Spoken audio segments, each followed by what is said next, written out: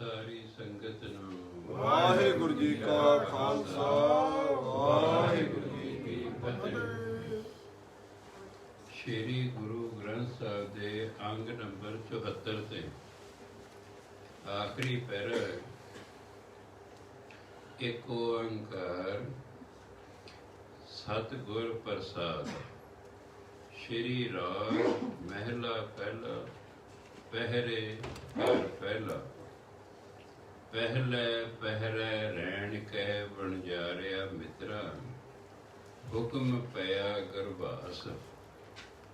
ਉਰਦ ਤਪ ਅੰਤਰ ਕਰੇ ਵਣਜਾਰਿਆ ਮਿੱਤਰਾ, ਖਸਮ ਸੇਤੀ ਅਰਦਾਸ। ਖਸਮ ਸੇਤੀ ਅਰਦਾਸ ਵਖਾਣੇ, ਉਰਦ ਧਿਆਨ ਲਿਵ ਲਾਗਾ। ਨਾਮ ਮਰਜਾਦ ਆਇਆ ਕਲ ਭੀਤਰ, ਬਹੁੜ ਜਾਸੀ ਨਾਂਗਾ। ਜੈਸੀ ਕਲਮ ਬੁਰੀ ਹੈ ਮਸਤਕ, ਤੈਸੀ ਜੀੜੇ ਪਾਸ।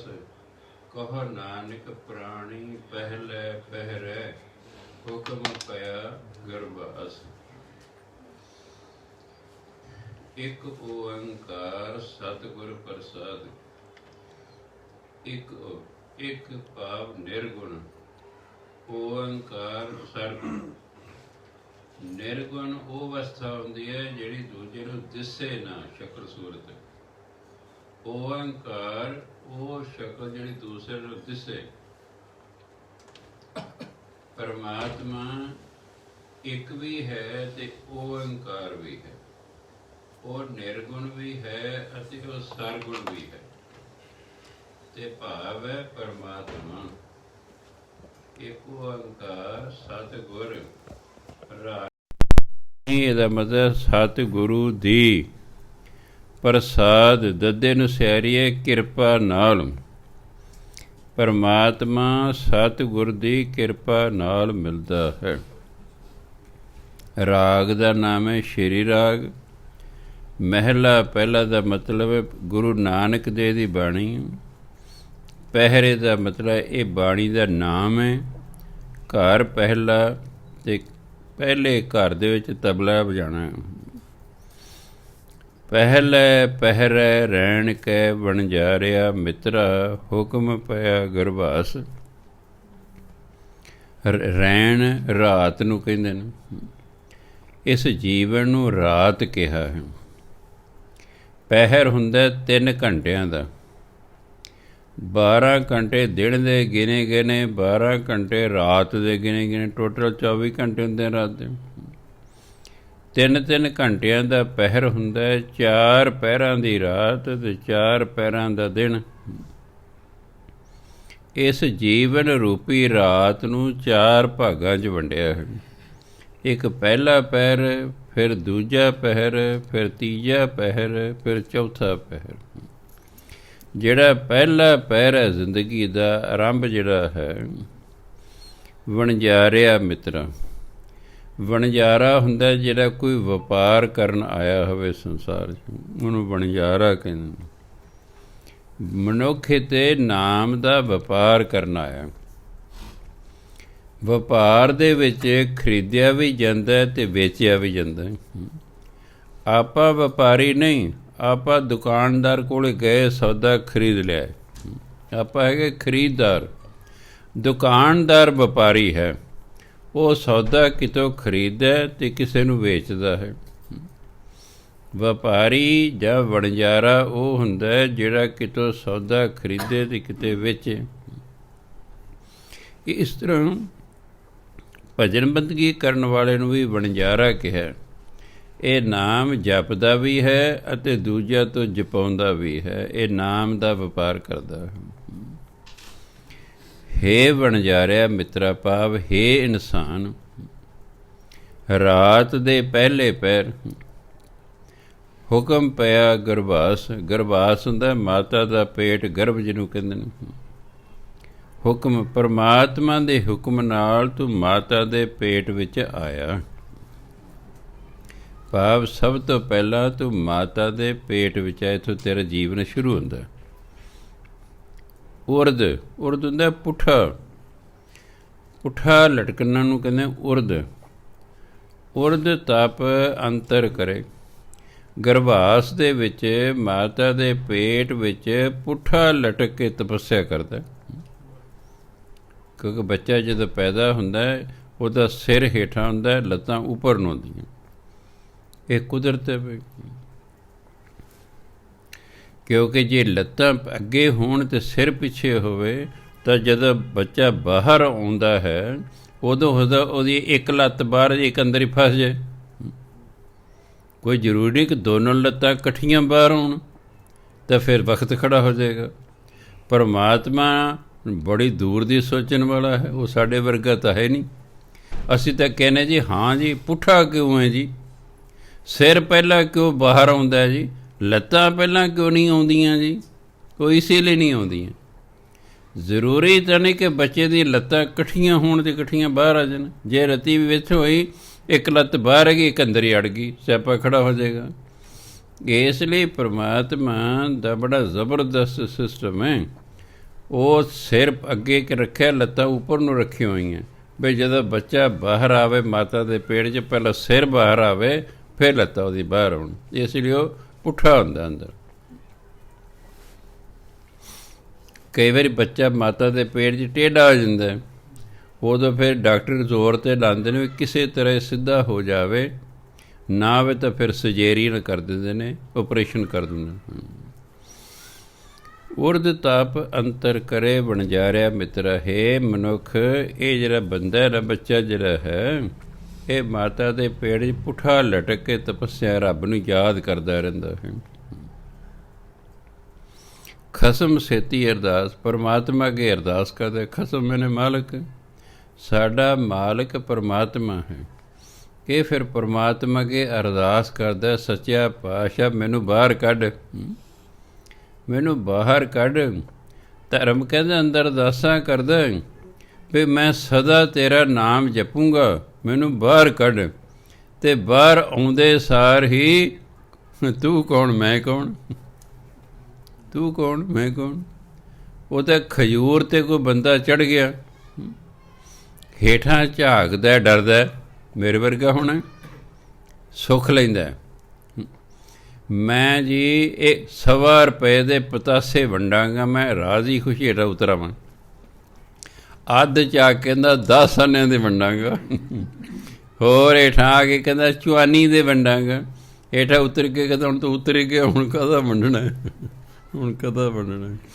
ਇਹ ਜਾਂਦਾ ਬੰਦਾ ਵਕਤ ਨੂੰ ਫੜਿਆ ਹੁੰਦਾ, ਉਹਦੀ ਤਰਲੇ ਕੱਢਦਾ।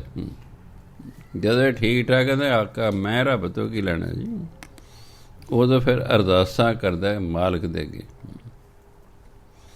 ਖਸਮ ਸੇਤੀ ਅਰਦਾਸ ਵਿਖਾਣੈ, ਉਰਦ ਧਿਆਨ ਲਿਵ ਲਾਗਾ।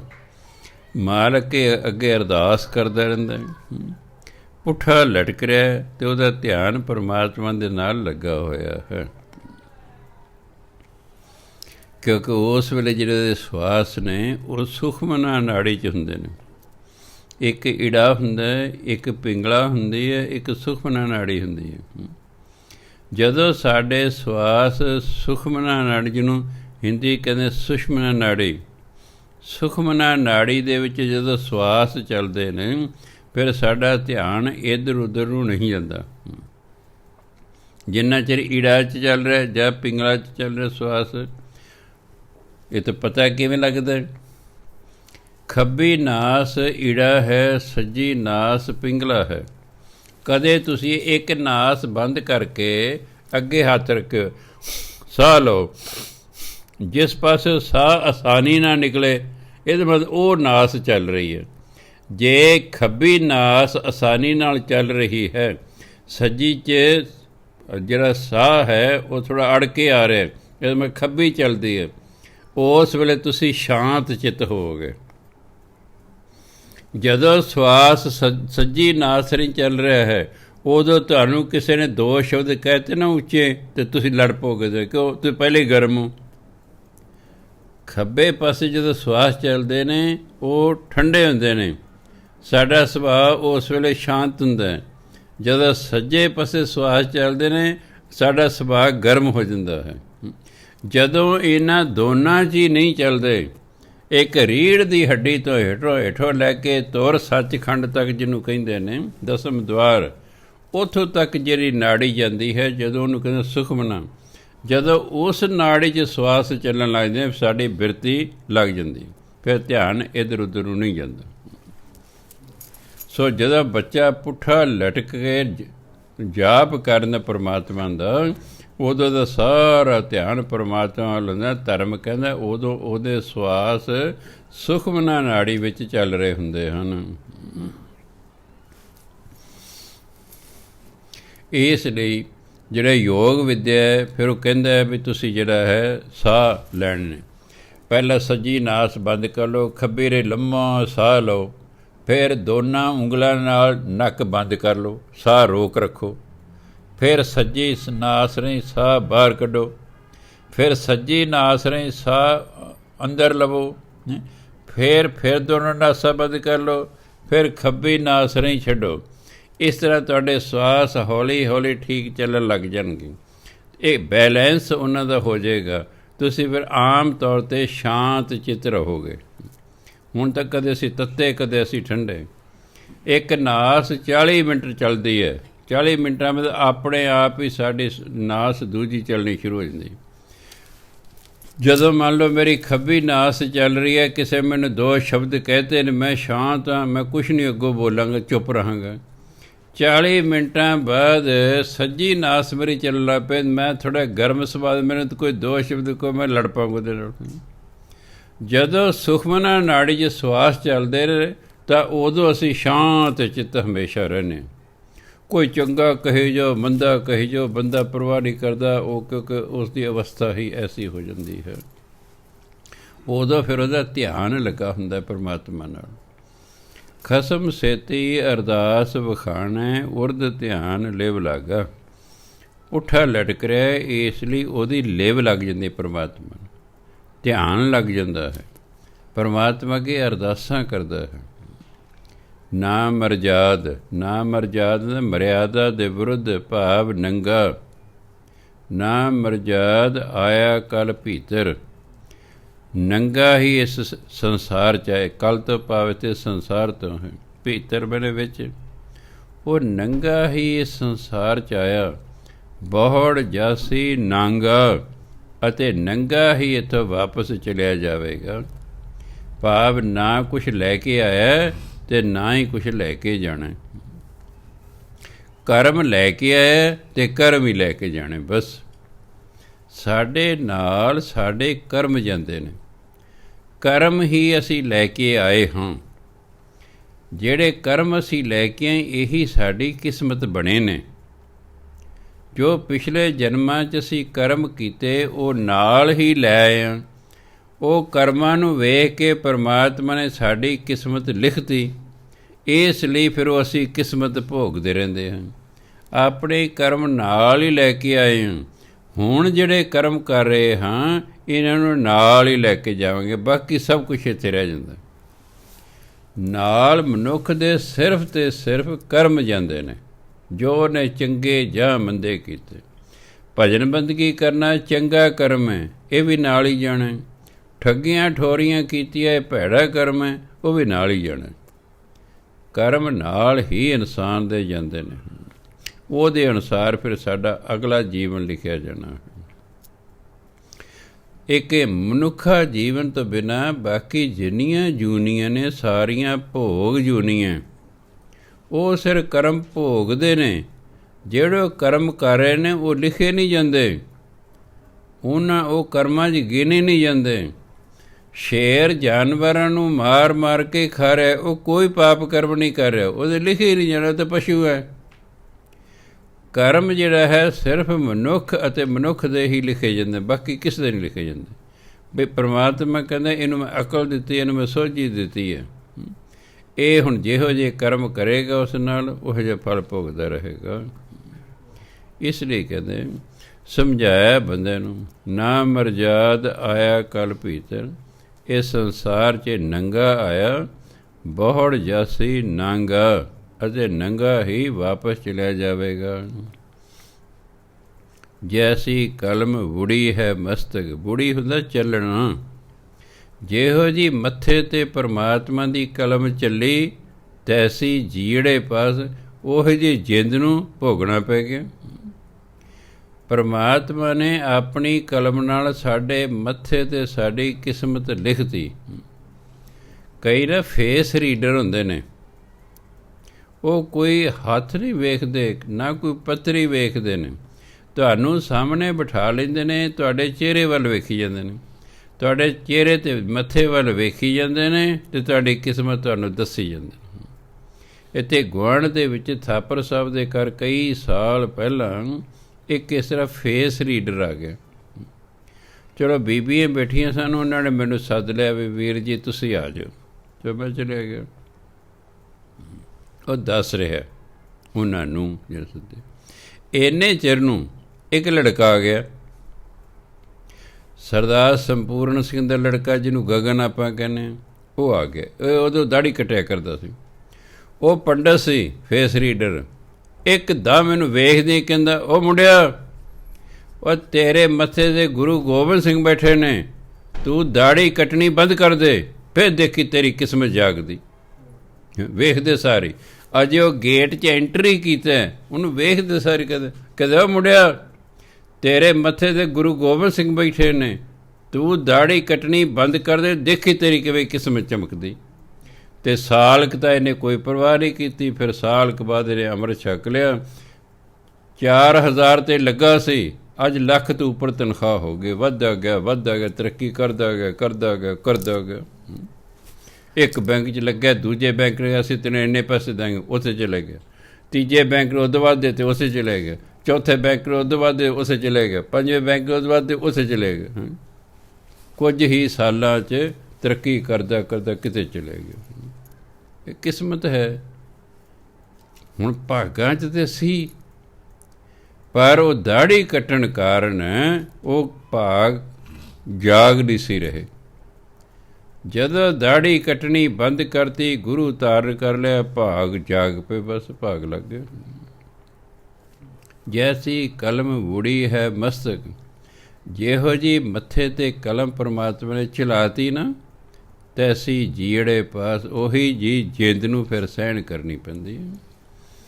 ਕਹੋ ਨਾਨਕ ਪ੍ਰਾਣੀ ਪਹਿਲੇ ਪਹਿਰੇ, ਹੁਕਮ ਪਿਆ ਗੁਰਬਸ। ਗੁਰੂ ਮਹਾਰਾਜ ਕਹਿੰਦੇ ਨੇ, ਰਾਤ ਦੇ ਪਹਿਲੇ ਪਹਿਰ ਭਾਵ ਜੀਵਨ ਦੇ ਪਹਿਲੇ ਪਹਿਰ ਦੇ ਵਿੱਚ ਇਹ ਮਨੁੱਖ ਮਾਤਾ ਦੇ ਪੇਟ ਵਿੱਚ ਪ੍ਰਵੇਸ਼ ਕੀਤਾ। ਹੁਣ ਮਾਤਾ ਦੇ ਪੇਟ ਤੋਂ ਆ ਗਿਆ ਬਾਹਰ, ਹੁਣ ਦੂਜਾ ਪਹਿਰ ਸ਼ੁਰੂ ਹੋ ਗਿਆ, ਦੂਜੀ ਅਵਸਥਾ ਸ਼ੁਰੂ ਹੋ ਗਈ। ਦੂਜੇ ਪਹਿਰੇ ਰਹਿਣ ਕੇ ਵਣਜਾਰਿਆ ਮਿੱਤਰਾ, ਵਿਸਰ ਗਿਆ ਧਿਆਨ। ਹੱਥੋਂ ਹੱਥ ਨਚਾਈਏ ਵਣਜਾਰਿਆ ਮਿੱਤਰਾ, ਜਿਉਂ ਜਸੁਦਾ ਘਰ ਕਾਨ। ਨੰਨੇ ਦੇ ਪੈਰ 'ਚ ਹਾਹਾ ਲਾ ਕੇ ਬੋਲਣਾ ਕਾਨ, ਕ੍ਰਿਸ਼ਨ ਮਹਾਰਾਜ। ਜੇ ਕਾਨ ਬੋਲੋਗੇ ਤਾਂ ਉਹ ਕੰਨ ਹੋ ਜਾਏਗਾ। ਦੂਜਾ ਅਰਥ ਹੈ ਕਾਨ ਦਾ, ਕਾਨਾ ਜਿਹੜਾ ਹੁੰਦਾ ਉਹਨੂੰ ਵੀ ਕਾਨ ਕਹਿੰਦੇ ਨੇ, ਜਿਹੜਾ ਕੰਨ ਹੁੰਦਾ ਉਹਨੂੰ ਵੀ ਕਾਨ ਕਹਿੰਦੇ ਨੇ। ਅਤੇ ਕਾਨ ਜਦੋਂ ਬੋਲਾਂਗੇ ਉਹ ਕ੍ਰਿਸ਼ਨ ਮਹਾਰਾਜ ਹੋ ਜਾਏਗਾ। ਯਸ਼ੋਦਾ ਦੇ ਘਰ ਆਏ ਸਨ, ਜਿਉਂ ਜਸੁਦਾ ਘਰ ਕਾਨ। ਹੱਥੋਂ ਹੱਥ ਨਚਾਈਏ ਪ੍ਰਾਣੀ, ਮਾਤ ਕਹੈ ਸੁਤ ਮੇਰਾ। ਚੇਤ ਅਚੇਤ ਮੂੜ ਮਨ ਮੇਰੇ, ਮੂੜ ਅਡਾੜੇ ਦੇ ਪੈਰ 'ਚ ਹਾਹ ਲਾ ਕੇ ਬੋਲਣਾ। ਚੇਤ ਅਚੇਤ ਮੂੜ ਮਨ ਮੇਰੇ, ਅੰਤ ਨਹੀਂ ਕਛੁ ਤੇਰਾ। ਇਹ ਛੱਛੇ ਨੂੰ ਔਂਕੜ ਬੋਲਣਾ। ਕੱਛ ਦਾ ਅਰਥ ਕੱਛੂ ਕੁਮਾ ਹੁੰਦਾ। ਜੇ ਤੁਸੀਂ ਇਸ ਨੂੰ ਕੱਛ ਪੜ੍ਹੋਗੇ ਨਾ, ਕੱਛ, ਮੱਛ, ਬਰਾ, ਇਹ ਜਿਹੜੇ ਨੇ ਪਹਿਲਾਂ ਵਿਸ਼ਨੂੰ ਮਹਾਰਾਜ ਦੇ ਇਹ ਜਿਹੜੇ ਅਵਤਾਰ ਹੋਏ ਨੇ, ਸੋ ਅਰਥ ਬਦਲ ਜਾਏਗਾ। ਇਹ ਹਿੰਦੀ ਦਾ ਸ਼ਬਦ ਹੈ ਕਛੂ। ਛੱਛੇ ਨੂੰ ਔਂਕੜ ਬੋਲਣਾ ਚਾਹੀਦਾ ਹੈ ਤਾਂ ਜੋ ਅਰਥ ਠੀਕ ਨਿਕਲੇ। ਉਹੀ ਤਾਂ ਠੀਕ ਹੈ ਬਈ ਅਖੀਰਲੇ ਅੱਖਰ ਔਂਕੜ ਨੂੰ ਔਂਕੜ ਨਹੀਂ ਬੋਲਦਾ ਹੈਗਾ ਹਾਹੇ ਤੋਂ ਬਿਨਾਂ, ਪਰ ਇੱਥੇ ਬੋਲਣਾ ਹੈ ਕਿਉਂਕਿ ਅਰਥ ਠੀਕ ਨਿਕਲਣ। ਚੇਤ ਅਚੇਤ ਮੂੜ ਮਨ ਮੇਰੇ, ਅੰਤ ਨਹੀਂ ਕਛੁ ਤੇਰਾ। ਜਿਨ ਰਚ ਰਚਿਆ ਤਿਸੈ ਨ ਜਾਣੈ, ਮਨ ਭੀਤਰ ਧਰ ਗਿਆਨ। ਕਹੋ ਨਾਨਕ ਪ੍ਰਾਣੀ ਦੂਜੈ ਪਹਿਰੈ ਵਿਸਰ ਗਿਆ ਧਿਆਨ। ਹੁਣ ਦੂਜਾ ਪਹਿਰ ਆ ਗਿਆ, ਮਾਤਾ ਦੇ ਪੇਟ 'ਚੋਂ ਬਾਹਰ ਆ ਗਿਆ ਹੈ, ਵਿਸਰ ਗਿਆ ਧਿਆਨ। ਜਿਹੜਾ ਪਹਿਲਾਂ ਧਿਆਨ ਪਰਮਾਤਮਾ ਲੱਗਿਆ ਸੀ ਉਹ ਭੁੱਲ ਭੁਲਾ ਗਿਆ। ਲਿਵ ਛੁੜਕੀ ਲੱਗੀ ਤ੍ਰਿਸ਼ਨਾ ਹੁੰਦਾ ਨਾ, ਜਿਉਂ ਹੀ ਬਾਹਰ ਆਇਆ ਪਰਮਾਤਮਾ ਲਿਵ ਟੁੱਟ ਗਈ, ਜਿਉਂ ਹੀ ਲਿਵ ਟੁੱਟੀ ਤ੍ਰਿਸ਼ਨਾਵਾਂ ਪੈਦਾ ਹੋ ਗਈਆਂ। ਬਸ ਜਦੋਂ ਸਾਡੀ ਮੁੜ ਕੇ ਲਿਵ ਲੱਗੇਗੀ ਕਿਸੇ ਨਾ ਕਿਸੇ ਜਨਮ 'ਚ ਜਾ ਕੇ, ਫਿਰ ਸਾਡੀਆਂ ਤ੍ਰਿਸ਼ਨਾਵਾਂ ਖਤਮ ਹੋਣਗੀਆਂ, ਨਹੀਂ ਤੇ ਇਹਨਾਂ ਰਹਿਣਾ ਹੀ ਰਹਿਣਾ। ਇਹਨਾਂ ਨੇ ਵਿਸਰ ਗਿਆ ਧਿਆਨ। ਕਹਿੰਦੇ ਜਦ ਰਾਤ ਦੇ ਦੂਜੇ ਪਹਿਰ, ਜੀਵਨ ਦਾ ਦੂਸਰਾ ਪਹਿਰ ਜਦੋਂ ਸ਼ੁਰੂ ਹੋਇਆ ਨਾ, ਕਹਿੰਦਾ ਪਰਮਾਤਮਾ ਨੂੰ ਧਿਆਨ ਹੀ ਹਟ ਗਿਆ। ਹੱਥੋਂ ਹੱਥ ਨਚਾਈਏ ਬਣ ਜਾ ਰਿਹਾ ਮਿੱਤਰ, ਕਿ ਕਦੇ ਕੋਈ ਚੁੱਕਦਾ ਕਦੇ ਕੋਈ ਚੁੱਕਦਾ। ਛੋਟੇ ਜਵਾਕ ਨੂੰ ਸਾਰੇ ਹੀ ਪਿਆਰ ਕਰਦੇ ਨੇ, ਕਦੇ ਮਾਂ ਨੇ ਚੁੱਕ ਲਿਆ, ਕਦੇ ਬਾਪ ਨੇ ਚੁੱਕ ਲਿਆ, ਕਦੇ ਭਰਾ ਨੇ ਚੁੱਕ ਲਿਆ, ਕਦੇ ਭੈਣ ਨੇ ਚੁੱਕ ਲਿਆ, ਕਦੇ ਚਾਚੀ ਤਾਈ ਨੇ ਚੁੱਕ ਲਿਆ, ਕਦੇ ਮਾਸੀ ਨੇ ਚੁੱਕ ਲਿਆ। ਹੱਥੋਂ ਹੱਥ ਨਚਾਈਏ ਬਣ ਜਾ ਰਿਹਾ ਮਿੱਤਰ, ਜਿਉਂ ਯਸ਼ੋਦਾ ਘਰ ਕਨ, ਜਿਵੇਂ ਯਸ਼ੋਦਾ ਦੇ ਘਰ ਕ੍ਰਿਸ਼ਨ ਮਹਾਰਾਜ ਆ ਗਏ। ਬੜਾ ਪਿਆਰ ਕਰਦੇ ਨੇ ਸਾਰੇ ਜੀ, ਕਦੇ ਕੋਈ ਚੱਕਦਾ। ਹੱਥੋਂ ਹੱਥ ਨਚਾਈਏ ਪ੍ਰਾਣੀ, ਮਾਤ ਕਹੈ ਸੁਤ ਮੇਰਾ। ਇਸ ਜੀਵ ਨੂੰ ਕਦੇ ਕਿਸੇ ਹੱਥ 'ਚ, ਕਦੇ ਕਿਸੇ ਹੱਥ 'ਚ ਪਦੇ ਪਾ, ਕਦੇ ਕੋਈ ਚੁੱਕਦਾ, ਕਦੇ ਕੋਈ ਚੁੱਕਦਾ। ਮਾਤਾ ਕਹਿੰਦੀ ਮੇਰਾ ਪੁੱਤਰ ਹੈ। ਸੁਤ ਹਿੰਦੀ 'ਚ ਪੁੱਤਰ ਨੂੰ ਕਹਿੰਦੇ ਨੇ। ਮਾਤ ਕਹੈ ਸੁਤ ਮੇਰਾ, ਮਾਂ ਕਹਿੰਦੀ ਹੈ ਮੇਰਾ ਪੁੱਤਰ ਹੈ। ਚੇਤ ਅਚੇਤ ਮੂੜ ਮਨ ਮੇਰੇ, ਅੰਤ ਨਹੀਂ ਕਛੁ ਤੇਰਾ। ਹੇ ਮੂਰਖ ਅਤੇ ਅਚੇਤ ਅਗਿਆਨੀ ਮਨ, ਰੱਬ ਨੂੰ ਯਾਦ ਕਰ। ਚੇਤ ਯਾਦ ਕਰ, ਅਚੇਤ ਮੂੜ ਮਨ ਮੇਰੇ।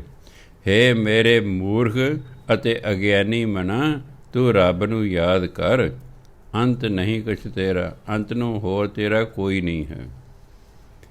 ਕਿਉਂਕਿ ਅੰਤਲੇ ਸਮੇਂ ਸਿਰਫ ਤੇ ਸਿਰਫ ਪਰਮਾਤਮਾ ਦੇ ਨਾਮ ਨੇ ਸਾਡੀ ਸਹਾਇਤਾ ਕਰਨੀ। ਸਾਡੇ ਜਿਹੜੇ ਸ਼ੁਭ ਕਰਮ ਨੇ, ਨਾਮ ਨੇ, ਇਹ ਸਾਡੀ ਸਹਾਇਤਾ ਕਰਦੇ ਨੇ। 7ਵੇਂ ਪਾਤਸ਼ਾਹ ਦਾ ਕੀਰਤਪੁਰ ਸਾਹਿਬ ਇੱਕ ਵਾਰੀ ਦਰਬਾਰ ਲੱਗਾ। ਇਟਲੀ ਦੀ ਰਾਜਧਾਨੀ ਰੋਮ। ਉੱਥੋਂ ਦਾ ਇੱਕ ਵਕੀਲ ਜੋ ਧਾਰਮਿਕ ਬੰਦਾ ਸੀ, ਧਰਮਾਂ ਦੀ ਸਟੱਡੀ ਕਰਨ ਲਈ ਉਹ ਹਿੰਦੁਸਤਾਨ ਆਇਆ। ਉਹ ਅੱਗੇ ਜਵਾਲਾ ਜੀ ਨੂੰ ਹਿਮਾਚਲ ਪ੍ਰਦੇਸ਼ ਜਾ ਰਿਹਾ ਸੀ, ਅਤੇ ਰਸਤਾ ਇਹੀ ਹੈ ਕੀਰਤਪੁਰ ਸਾਹਿਬ ਦਾ।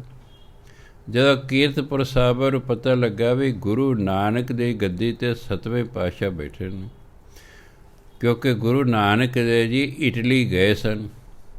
ਉੱਥੇ ਕਾਰੂ ਬਾਦਸ਼ਾਹ ਹੁੰਦਾ ਸੀ, ਉਹਦਾ ਨਾਮ ਸੀ ਹਮੀਦ ਕਾਰੂਨ। ਕਾਰੂਨ ਫਾਰਸੀ ਜੇ ਨਿਯਮ ਹੈ, ਜਿਹੜਾ ਅਖੀਰਲਾ ਨੰਨਾ ਨਾ ਉਹਨੂੰ ਬੋਲਦੇ ਨਹੀਂ, ਜਿਵੇਂ ਦੁਨੀਆ, ਦੁਨੀ ਵੀ ਕਹਿੰਦੇ ਨੇ, ਉਹਨੂੰ ਦੁਨੀ, ਇਸ ਲਈ ਉਹਨੂੰ ਕਾਰੂ ਕਹਿੰਦੇ ਹੁੰਦੇ ਸਨ। ਨਾਮ ਦੇ ਹਮੀਦ ਕਾਰੂਨ ਨਾਮ ਸੀ, ਪਰ ਕਾਰੂ ਬਾਦਸ਼ਾਹ ਕਰਕੇ ਉਹ ਪ੍ਰਸਿੱਧ ਹੋਇਆ। ਉਹ ਬੜਾ ਕੰਜੂਸ ਸੀ, ਬੜੇ ਟੈਕਸ ਲੋਕਾਂ 'ਤੇ ਲਾਏ ਉਸ ਨੇ, ਗਰੀਬੀ ਬਹੁਤ ਜ਼ਿਆਦਾ ਸੀ ਇਟਲੀ ਦੇ ਵਿੱਚ। ਗੁਰੂ ਮਹਾਰਾਜ ਗੁਰੂ ਨਾਨਕ ਜਦੋਂ ਉੱਥੇ ਗਏ, ਫਿਰ ਉਹਨੇ ਰਾਜੇ ਨੂੰ ਸਮਝਾਇਆ। ਰਾਜੇ ਨੇ ਜਿਹੜਾ ਪ੍ਰਜਾ ਦਾ ਭਲਾ ਕਰਨਾ ਸ਼ੁਰੂ ਕਰਤਾ। ਲੋਕਾਂ ਨੇ ਬੜਾ ਮਨ 'ਚ ਸ਼ੁਕਰਗੁਜ਼ਾਰ ਹੋਏ ਗੁਰੂ ਨਾਨਕ ਦੇ, ਵੀ ਮਹਾਤਮਾ ਹਿੰਦੁਸਤਾਨ ਤੋਂ ਆਏ ਨੇ, ਸਾਡੇ ਜਿਹੜਾ ਹੈ ਰਾਜੇ ਨੂੰ ਇਹਨੇ ਠੀਕ ਕਰ ਦਿੱਤਾ ਹੈ। ਉਦੋਂ ਦਾ ਲੋਕ ਗੁਰੂ ਨਾਨਕ ਦੇਵ ਨੂੰ ਜਾਣਦੇ ਸਨ।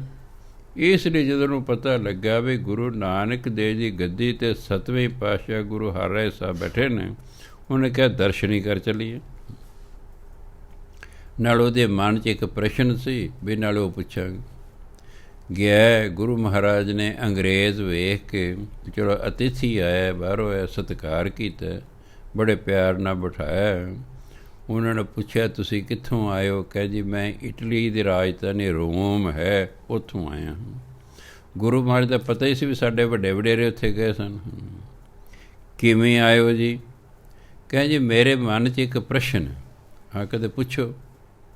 ਬਈ ਜਦੋਂ ਮੈਂ ਮਰਾਂਗਾ ਜਾਂ ਜਦੋਂ ਵੀ ਕੋਈ ਪ੍ਰਾਣੀ ਮਰਦਾ ਹੈ, ਉਹਦੀ ਫਿਰ ਅੱਗੇ ਜਾ ਕੇ ਧਰਮਰਾਜ ਦੇ ਕੋਲ ਜੇ ਜਾਂਦਾ ਤੇ ਕਿਹੜਾ ਗੁਰੂ ਸਹਾਇਤਾ ਕਰਦਾ, ਕਿਹੜਾ ਪੀਰ ਸਹਾਇਤਾ ਕਰਦਾ? ਕੀ ਈਸਾ ਮਸੀਹ ਸਹਾਇਤਾ ਕਰਦੇ ਨੇ? ਕਿ ਮੁਹੰਮਦ ਸਾਹਿਬ ਕਰਦੇ ਨੇ? ਵੀ ਕੌਣ ਉਹਦੀ ਸਹਾਇਤਾ ਕਰਦਾ? ਗੁਰੂ ਮਹਾਰਾਜ ਦੇ ਕੋਈ ਪੀਰ ਪੈਗੰਬਰ ਉਹਦੀ ਸਹਾਇਤਾ ਨਹੀਂ ਕਰਦਾ। ਕਹੇ ਜੀ ਫਿਰ ਕੌਣ ਕਰਦਾ? ਕਹਿੰਦੇ ਉਹਦੇ ਚੰਗੇ ਕੀਤੇ ਕਰਮ, ਉਹਦਾ ਜਪਿਆ ਹੋਇਆ ਨਾਮ, ਬਸ ਇਹ ਉਹਦੀ ਸਹਾਇਤਾ ਕਰਦਾ। ਕਿਸੇ ਪੀਰ ਪੈਗੰਬਰ ਨੇ ਸਹਾਇਤਾ ਨਹੀਂ ਕਰਨੀ, ਕਿਉਂਕਿ ਗੁਰ ਪੀਰ ਹਮਾ ਤਾਂ ਭਰੈ ਜਾ ਮੁਰਦਾਰ ਨਾ ਖਾਏ। ਜੇ ਬੰਦਾ ਹਰਾਮ ਦੀ ਕਮਾਈ ਨਾ ਖਾਵੇ, ਸ਼ੁਭ ਕਰਮ ਕਰੇ, ਤਾਂ ਗੁਰੂ ਪੀਰ ਹਮ ਹੀ ਭਰਦੇ ਨੇ। ਭਾਵ ਜਿਹੜੇ ਸਾਡੇ ਕਰਮ ਨੇ ਨਾ, ਇਹੀ ਸਾਡੇ ਉੱਥੇ ਗਵਾਹ ਹੁੰਦੇ ਨੇ ਵੀ ਇਹ ਕਿਹੋ ਜਿਹਾ ਬੰਦਾ ਸੀ। ਸੋ ਸਾਡੇ ਸ਼ੁਭ ਕਰਮ ਅਤੇ ਜਪਿਆ ਹੋਇਆ ਨਾਮ ਹੀ ਦਰਗਾਹ ਦੇ ਵਿੱਚ ਸਾਡੀ ਸਹਾਇਤਾ ਕਰਦਾ ਹੈ। ਸੋ ਕਹਿੰਦੇ ਚੇਤ ਅਚੇਤ ਮੂੜ ਮਨ ਮੇਰੇ, ਹੇ ਮੂਰਖ ਮਨਾ, ਹੇ ਅਚੇਤ ਮਨਾ, ਤੂੰ ਰੱਬ ਨੂੰ ਯਾਦ ਕਰ। ਅੰਤ ਨਹੀਂ ਕਛ ਤੇਰਾ, ਅੰਤਲੇ ਸਮੇਂ ਤੇਰਾ ਕੋਈ ਨਹੀਂ ਹੈ। ਇਹ ਜਿੰਨੇ ਸੰਸਾਰ ਦੇ ਜੀਵ ਨੇ, ਕਿਸੇ ਨੇ ਅੰਤਲੇ ਸਮੇਂ ਤੇਰੀ ਸਹਾਇਤਾ ਨਹੀਂ ਕਰਨੀ। ਜਿਨ ਰਚ ਰਚਿਆ ਤਿਸੈ ਨਾ ਜਾਣੇ, ਮਨ ਭੀਤਰ ਧਰ ਗਿਆਨ।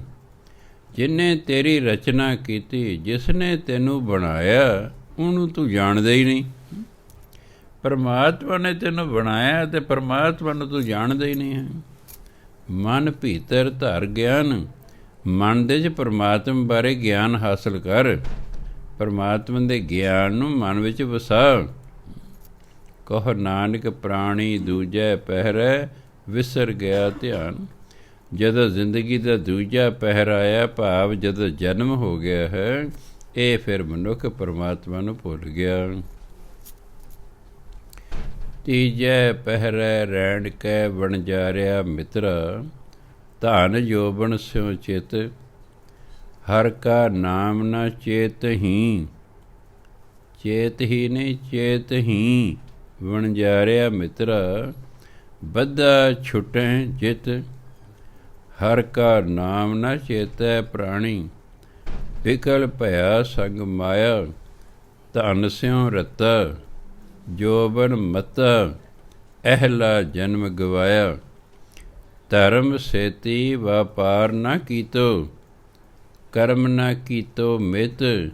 ਕਹੋ ਨਾਨਕ ਤੀਜੈ ਪਹਿਰੈ ਪ੍ਰਾਣੀ, ਧਨ ਜੋਬਨ ਸਿਉ ਚਿਤ।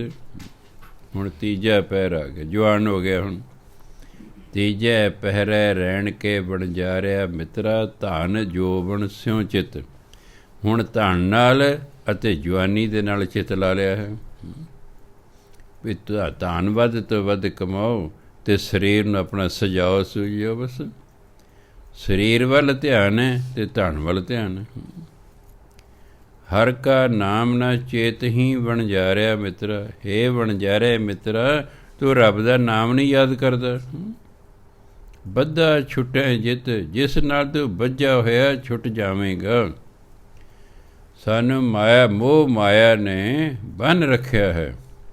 ਇਹ ਨਾਮ ਜਪਣ ਵਾਲੀ ਛੁਟਕਾਰਾ ਹੋਣਾ। ਅਤੇ ਕਹਿੰਦੇ ਉਹ ਤੂੰ ਰੱਬ ਨੂੰ ਯਾਦ ਹੀ ਨਹੀਂ ਕਰਦਾ। ਹਰ ਕਾ ਨਾਮ ਨਾ ਚੇਤਹੀ, ਕਿਉਂਕਿ ਸਿੱਧੀ ਗੱਲ ਉਹਦੇ ਨਾਲ ਹੋ ਰਹੀ ਹੈ। ਜਦੋਂ ਵਿੱਚ ਤੂੰ ਦੀ ਭਾਵਨਾ ਹੋਵੇ ਨਾ, ਮੈਂ ਦੀ ਭਾਵਨਾ ਹੋਵੇ, ਹਾਂ ਦੀ ਭਾਵਨਾ ਹੋਵੇ, ਤੂੰ ਦੀ ਭਾਵਨਾ ਹੋਵੇ, ਫਿਰ ਜਿਹੜੀ ਕਿਰਿਆ ਹੈ ਨਕ ਰਾਹੀਂ ਬੋਲੀ ਜਾਂਦੀ ਹੈ। ਚੇਤਹੀ ਨੂੰ ਫਿਰ ਕੀ ਬੋਲਾਂਗੇ? ਚੇਤਹੀ। ਹਰ ਕਾ ਨਾਮ ਨਾ ਚੇਤਹੀ ਵਣਜਾਰਿਆ ਮਿੱਤਰਾ। ਹੇ ਵਣਜਾਰਿਆ ਮਿੱਤਰਾ, ਤੂੰ ਹਰੀ ਦਾ ਨਾਮ ਯਾਦ ਨਹੀਂ ਕਰਦਾ। ਬੱਧਾ ਛੁਟੈ ਜਿਤ, ਜਿਸ ਨਾਮ ਨਾਲ ਤੂੰ ਬੱਝਾ ਹੋਇਆ ਛੁੱਟ ਜਾਵੇਂਗਾ। ਮੋਹ ਮਾਇਆ ਦੇ ਬੰਧਨਾਂ 'ਚ ਬੱਝੇ, ਤੇਰਾ ਇਹਨਾਂ ਤੋਂ ਛੁਟਕਾਰਾ ਹੋ ਜਾਵੇਗਾ। ਹਰ ਕਾ ਨਾਮ ਨਾ ਚੇਤੈ ਪ੍ਰਾਣੀ, ਬਿਕਲ ਭਇਆ ਸੰਗ ਮਾਇਆ। ਬਿਕਲ ਹੁੰਦਾ ਵਿਆਕੁਲ। ਕਹਿ ਤੂੰ ਹਰੀ ਦਾ ਨਾਮ ਤੇ ਯਾਦ ਨਹੀਂ ਕਰਦਾ। ਬਿਕਲ ਭਇਆ ਸੰਗ ਮਾਇਆ, ਮਾਇਆ ਦੀ ਸੰਗਤ ਕਰਕੇ ਤੂੰ ਵਿਆਕੁਲ ਹੈ। ਤੂੰ ਵਿਆਕੁਲ ਹੈ, ਤੇਰਾ ਮਨ ਕਾਲਾ ਪੈ ਰਿਹਾ, ਤੂੰ ਦੁਖੀ ਹੈ, ਤੇਰੇ ਮਨ ਨੂੰ ਸ਼ਾਂਤੀ ਨਹੀਂ ਹੈ, ਤੂੰ ਘਬਰਾਹਟ ਦੇ ਵਿੱਚ ਹੈ। ਕਿਉਂ? ਮਾਇਆ ਦੇ ਇੱਕ ਐਸਾ ਚੱਕਰ ਹੈ, ਇਹਦੇ ਨਾਲ ਬੰਦਾ ਰਾਜਦਾ ਹੀ ਨਹੀਂ ਹੈ। ਇਹ ਜਿਉਂ-ਜਿਉਂ ਵੱਧਦੀ ਹੈ, ਇਹਦੀ ਤਮਾ ਉਹਨੂੰ ਵਧੀ ਜਾਂਦੀ ਹੈ। ਮਾਇਆ ਦੀ ਤਮਾ ਹਮੇਸ਼ਾ ਵੱਧਦੀ ਜਾਂਦੀ ਹੈ।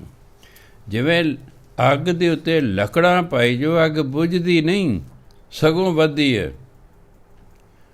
ਅੱਗ ਦੇ ਉੱਤੇ ਲੱਕੜਾਂ ਪਾਈ ਜੋ ਤਾਂ ਸਗੋਂ ਅੱਗ ਤੇਜ਼ ਹੁੰਦੀ ਹੈ। ਇਸ ਤਰ੍ਹਾਂ ਜਿਉਂ-ਜਿਉਂ ਸਾਡੇ ਕੋਲ ਮਾਇਆ ਵੱਧ ਹੁੰਦੀ ਹੈ ਨਾ, ਮਾਇਆ ਦੀ ਇੱਛਾ ਹੋਰ ਵੱਧ ਜਾਂਦੀ ਹੈ, ਹੋਰ ਹੋਵੇ, ਹੋਰ ਹੋਵੇ। ਜਦੋਂ ਥੋੜ੍ਹੀ ਹੁੰਦੀ ਹੈ, ਬੰਦਾ ਕਹਿੰਦਾ ਲੋ ਜੇ ਮੇਰੀ ਲੱਖ ਦੀ ਲਾਟਰੀ ਨਿਕਲਾ, ਬੱਲੇ ਬੱਲੇ। ਉਹ ਜਦੋਂ ਲੱਖ ਦੀ ਲਾਟਰੀ ਨਿਕਲਦਾ, ਉਹ 65,000 ਦਾ ਤਾਂ ਮੋਟਰਸਾਈਕਲ ਖਰੀਦ ਲੈਂਦਾ, ਬਾਕੀ ਕੱਪੜੇ ਜੁੱਤੇ ਖਰੀਦ ਲਏ, ਮੁੱਕ ਵੀ ਗਏ ਤੇ ਮੁੱਕ ਗਏ। ਇਹ ਤਾਂ ਯਾਰ ਕੁਛ ਵੀ ਨਹੀਂ ਸਨ। ਫਿਰ 10 ਲੱਖ ਭਾਲਦਾ, ਫਿਰ ਕਰੋੜ ਭਾਲਦਾ। ਇਹ ਮਨ ਨਹੀਂ ਰਚਿਆ ਕਰਦਾ। ਸਗੋਂ ਜਿਉਂ-ਜਿਉਂ ਮਾਇਆ ਕੋਲ ਜ਼ਿਆਦਾ ਹੁੰਦੀ ਹੈ, ਤਮਾ ਇਸ ਦੀ ਵੱਧਦੀ ਜਾਂਦੀ ਹੈ। ਇਸ ਲਈ ਬੰਦਾ ਹਰੀ ਦਾ ਨਾਮ ਯਾਦ ਨਹੀਂ ਕਰਦਾ, ਮਾਇਆ ਦੀ ਸੰਗਤ ਕਰਕੇ ਸਗੋਂ ਵਿਆਕਲ ਹੈ, ਘਬਰਾਇਆ ਰਹਿੰਦਾ ਹੈ, ਅਸ਼ਾਂਤ ਰਹਿੰਦਾ ਹੈ। ਬਿਕਲ ਭਇਆ ਸੰਗ ਮਾਇਆ, ਧਨ ਸਿਉ ਰਤਾ ਜੋਬਨ ਮਤਾ। ਧਨ ਦੇ ਨਾਲ ਪਿਆਰ ਹੈ, ਜੋਬਨ ਮਤਾ, ਜਵਾਨੀ ਦਾ ਬੜਾ ਮਾਣ ਹੈ। ਜਵਾਨੀ ਦਾ ਬੜਾ ਮਾਣ ਹੈ। ਕਦੇ ਸ਼ੀਸ਼ੇ ਦੇ ਨੇੜੇ ਹੋ ਕੇ ਵੇਖਦਾ ਆਪਣੇ ਆਪ ਨੂੰ, ਕਦੇ ਪਿੱਛੇ ਹੋ ਕੇ ਵੇਖਦਾ, ਕਦੇ ਪਿਛਲੇ ਪਾਸੇ ਵੇਖਦਾ ਹੈ। ਕਈ ਵਾਰੀ 2-2 ਸ਼ੀਸ਼ੇ ਰੱਖੇ ਹੁੰਦੇ ਨੇ, ਕਿਉਂਕਿ ਪਿਛਲਾ ਪਾਸਾ ਨਹੀਂ ਦਿਸਦਾ। ਪਿਛਲੇ ਪਾਸੇ ਵੱਡਾ ਸਾਰਾ ਸ਼ੀਸ਼ਾ ਲਾਇਆ ਹੁੰਦਾ ਤਾਂ ਜੋ ਪਿਛਲੇ ਪਾਸੇ ਵੀ ਦਿਸੇ। ਕਈ ਵਾਰੀ ਛੋਟਾ ਸ਼ੀਸ਼ਾ ਕੋਲ ਹੈ, ਐਂ ਕਰਕੇ ਵੇਖਣਾ ਪੈਂਦਾ, ਪਿਛਲਾ ਲੜ ਠੀਕ ਹੈ।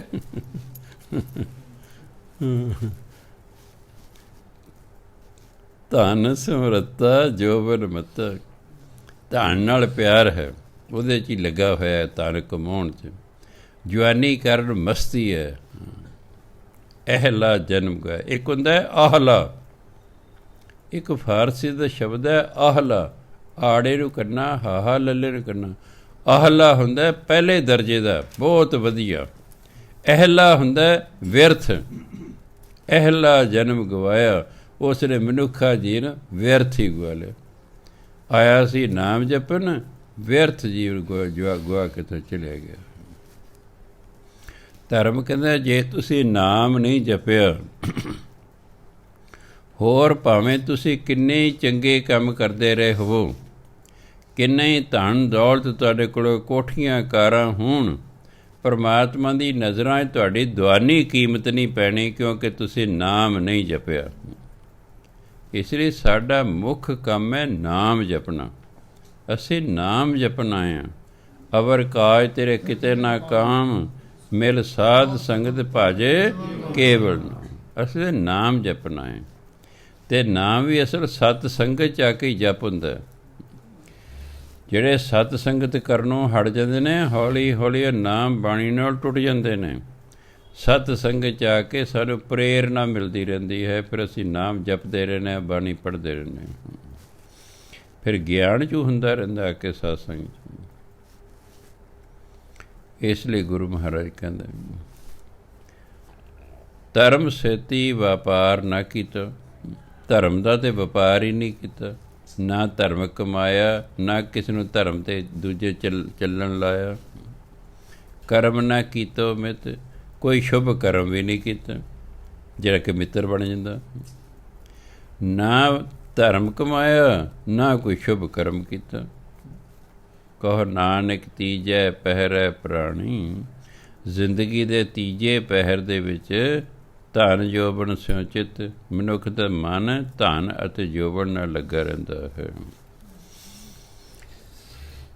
ਚੌਥੇ ਪਹਿਰੇ ਰਹਿਣ ਕੇ ਵਣਜਾਰਿਆ ਮਿੱਤਰਾ, ਲਾਵੀ ਆਇਆ ਖੇਤ। ਜਾਂ ਜਮ ਪਕੜ ਚਲਾਇਆ, ਵਣਜਾਰਿਆ ਮਿੱਤਰਾ, ਕਿਸੇ ਨਾ ਮਿਲਿਆ ਭੇਤ। ਭੇਤ ਚੇਤ ਹਰ ਕਿਸੇ ਨਾ ਮਿਲਿਓ, ਜਾਂ ਜਮ ਪਕੜ ਚਲਾਇਆ।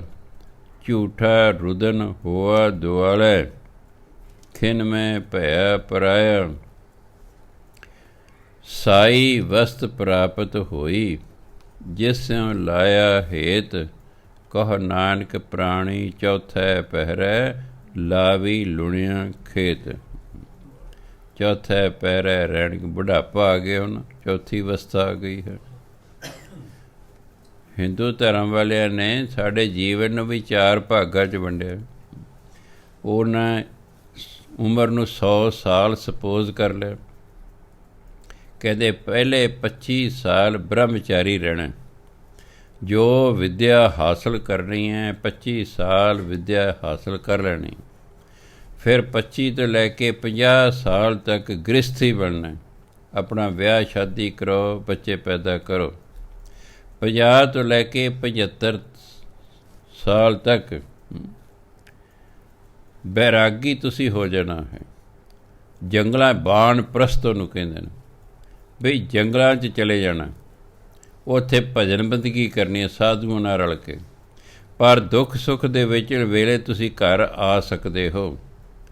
75 ਸਾਲ ਤੋਂ ਬਾਅਦ ਤੁਸੀਂ ਸੰਨਿਆਸ ਲੈ ਲੈਣਾ, ਬਸ ਮੁੜ ਕੇ ਘਰ ਆਉਣਾ ਹੀ ਨਹੀਂ ਹੈ, ਤਾਂ ਜੋ ਤੁਹਾਡਾ ਮੋਹ ਬਿਲਕੁਲ ਟੁੱਟ ਜਾਵੇ ਅਤੇ ਤੁਹਾਡਾ ਰੱਬ ਨਾਲ ਪਿਆਰ ਲੱਗ ਜਾਏ। ਉਹਨਾਂ ਵੀ 4 ਹਾਲਤਾਂ ਦੱਸੀਆਂ। ਇਸੇ ਤਰ੍ਹਾਂ ਇਹ 4 ਹਾਲਤਾਂ ਸਾਡੀ ਦੱਸੀਆਂ। ਇੱਕ ਹੈ ਜਨਮ ਤੋਂ ਪਹਿਲਾਂ ਦੀ, ਦੂਜਾ ਜਦੋਂ ਜਨਮ ਲੈ ਲਿਆ, ਤੀਜਾ ਜਦੋਂ ਅਸੀਂ ਜਵਾਨ ਹੋ ਗਏ, ਚੌਥਾ ਹੁਣ ਜਦੋਂ ਬੁੱਢੇ ਹੋ ਗਏ। ਚੌਥੀ ਅਵਸਥਾ ਜਾ ਕੀ ਹੁੰਦਾ, ਚੌਥਾ ਪਹਿਰਾ ਰਹਿਣ ਕੇ ਵਣਜਾਰਿਆ ਮਿੱਤਰਾ, ਲਾਵੀ ਆਇਆ ਖੇਤ। ਲਾਵੀ ਹੁੰਦਾ ਫਸਲ ਵੱਢਣ ਵਾਲਾ। ਕਈ ਵਾਰੀ ਆਪਾਂ ਕਈ ਬੰਦੇ ਫਸਲ ਵੱਢਣ 'ਤੇ ਉਹਨੂੰ ਕਹਿੰਦੇ ਲਾਵੇ। ਲਾਵੀ ਆਇਆ ਖੇਤ, ਜਿਵੇਂ ਫਸਲ ਵੱਢਣ ਵਾਲਾ ਖੇਤ 'ਚ ਆ ਜੇ। ਹੁਣ ਜੰਮ ਜਿਹੜਾ ਹੈ ਆ ਗਿਆ ਵੀ ਚੱਲ ਵੀ ਸੱਜਣਾ। ਜਦੋਂ ਲਾਵਾ ਖੇਤ 'ਚ ਆ ਜਾਂਦਾ ਤਾਂ ਸਾਰੀ ਫਸਲ ਵੱਢ ਦਿੰਦਾ। ਸੋ ਕਹਿੰਦਾ ਐਂ ਸਮਝੋ ਵੀ ਲਾਵੀ ਆਇਆ ਖੇਤ, ਜਾਂ ਜੰਮ ਪਕੜ ਚਲਾਇਆ ਵਣਜਾਰਿਆ ਮਿੱਤਰ।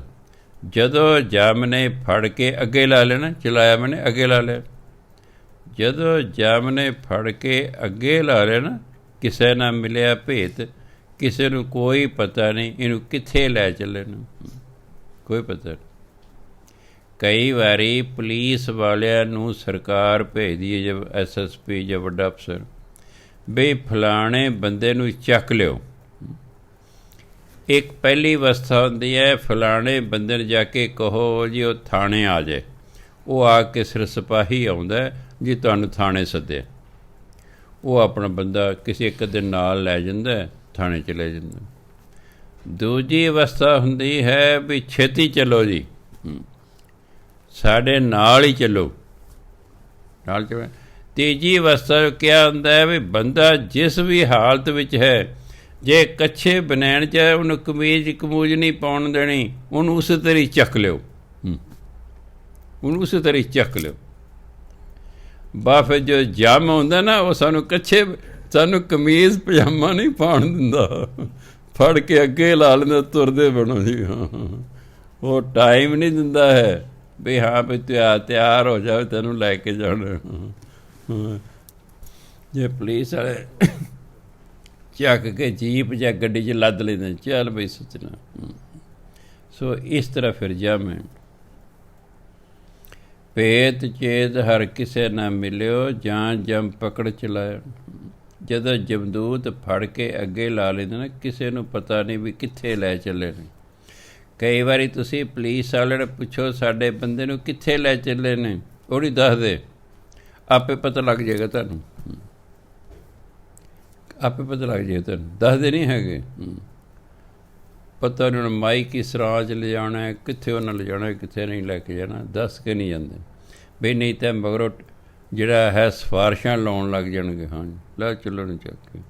ਇਸ ਲਈ ਜਮਦੂਤ ਦੱਸਦੇ ਨਹੀਂ ਕਿ ਅਸੀਂ ਨੂੰ ਨਰਕਾਂ 'ਚ ਲੈ ਕੇ ਚੱਲਿਆ, ਕਿ ਸਵਰਗਾਂ 'ਚ ਲੈ ਕੇ ਜਾਣਾ, ਕਿੱਥੇ ਲੈ ਕੇ ਚੱਲਿਆ, ਕੋਈ ਪਤਾ ਨਹੀਂ ਕਿੱਥੇ ਲੈ ਜਾਣਾ ਉਹਨਾਂ ਨੇ। ਝੂਠਾ ਰੁਦਨ ਹੋਆ ਦੁਆਲੇ, ਖਿਨ ਮੈਂ ਭਇਆ ਪਰਾਇਆ। ਹੁਣ ਉਹ ਇੱਕ ਸੈਕਿੰਡ 'ਚ ਪਰਾਇਆ ਹੋ ਗਿਆ। ਪਹਿਲਾਂ ਤਾਂ ਆਪਣਾ ਸੀ ਜੀ, ਪਹਿਲਾਂ ਤਾਂ ਆਪਣਾ ਸੀ, ਹੁਣ ਉਹ ਮਰ ਗਿਆ, ਹੁਣ ਪਰਾਇਆ ਹੋ ਗਿਆ। ਕਾਢੋ ਕਾਢੋ ਹੋਈ ਤਾਂ ਕਦੇ। ਜੇ ਆਪਣਾ ਹੋਵੇ ਤਾਂ ਕਿਉਂ ਫੂਕਣ, ਕਿਉਂ ਕੱਢਣ, ਪਿਆ ਰਹਿਣ ਦਿਓ ਜੀ। ਫਿਰ ਕਹਿੰਦੇ ਕਾਢੋ ਕਾਢੋ ਹੋਈ। ਖਿੰਨ ਦੇ ਵਿੱਚ ਜਿਹੜਾ ਆਪਣਾ ਸੀ ਉਹ ਪਰਾਇਆ ਹੋ ਗਿਆ, ਅਤੇ ਝੂਠਾ ਰੋਣਾ ਸ਼ੁਰੂ ਹੋ ਗਿਆ। ਝੂਠਾ ਰੁਦਨ, ਰੁਦਨ ਦਾ ਰੋਣਾ ਧੋਣਾ। ਆਲੇ ਦੁਆਲੇ ਲੋਕ ਬਹਿ ਕੇ ਹੁਣ ਝੂਠਾ ਰੋਂਦੇ ਨੇ। ਸੱਚਾ ਕੋਈ ਨਹੀਂ ਰੋਂਦਾ, ਰੋਂਦਾ ਝੂਠ। ਕਈ ਤਾਂ ਦਿਲੋਂ ਕਿ ਚੱਲ ਚੰਗਾ ਹੋਇਆ ਮਰਿਆ। ਦੋ ਕਾਰਨਾਂ ਕਰਕੇ ਅਸੀਂ ਕਹਿੰਦੇ ਚੰਗਾ ਹੋਇਆ ਮਰਿਆ। ਇੱਕ ਤਾਂ ਜੋ ਭੈੜਾ ਸੀ ਅਤੇ ਅਸੀਂ ਉਸ ਤੋਂ ਦੁਖੀ ਸੀ, ਅਤੇ ਦਿਲ 'ਚ ਕਹਿ ਚੱਲ ਮਗਰੋਂ ਲੱਥਾ, ਮਰਿਆ ਮਗਰੋਂ ਲੱਥਾ। ਜਾਂ ਕੋਈ ਸਾਡਾ ਜਿਹੜਾ ਬੰਦਾ ਸੀ ਉਹ ਮਰੀਜ਼ ਸੀ, ਉਹ ਬਹੁਤ ਆਪ ਵਿਚਾਰਾ ਦੁਖੀ ਸੀ, ਤੰਦਰੁਸਤ ਨਹੀਂ ਸੀ ਹੋ ਰਿਹਾ, ਕਈ ਸਾਲਾਂ ਦਾ ਮੰਜੇ 'ਤੇ ਪਿਆ ਸੀ, ਸਰੀਰ ਨੂੰ ਲਾਗਾ ਲੱਗ ਗਿਆ। ਉਹ ਵੀ ਜਦੋਂ ਮਰਦਾ ਸੀ ਸ਼ੁਕਰ ਕਰਦੇ ਵੀ ਚਲੋ ਸ਼ੁਕਰ ਹੈ ਜਾਨ ਨਿਕਲੀ ਹੈ। ਉਦੋਂ ਅਸੀਂ ਰੋਂਦੇ ਤੇ ਹਾਂ, ਪਰ ਉਹ ਥੋੜ੍ਹੀ ਦੇਰ ਦੇਖੋ ਆਪਣਾ ਜਦੋਂ ਮਰਦਾ ਮਨ ਨੂੰ ਤਾਂ ਹੁੰਦਾ ਹੀ ਹੈ, ਪਰ ਅੰਦਰੋਂ ਕਹਿਣਾ ਚਲੋ ਸ਼ੁਕਰ ਹੈ ਜਾਨ ਨਿਕਲੀ ਹੈ। ਬੜੇ ਔਖਾ ਸੀ, ਉਹ ਵੀ ਔਖਾ ਸੀ, ਉਹਦੇ ਕਰਕੇ ਅਸੀਂ ਵੀ ਔਖੇ ਸੀ। ਇਸ ਲਈ ਝੂਠਾ ਰੋਣਾ ਉਹਦੇ ਦੁਆਲੇ ਸ਼ੁਰੂ ਹੋ ਜਾਂਦਾ ਹੈ। ਲੋਕ ਵਿਖਾਵੇ ਦਾ ਰੋਣਾ, ਕਈਆਂ ਨੂੰ ਰੋਣਾ ਆਉਂਦਾ ਹੀ ਨਹੀਂ, ਹੁਣ ਤਾਂ ਹਟ ਗਏ ਨੇ।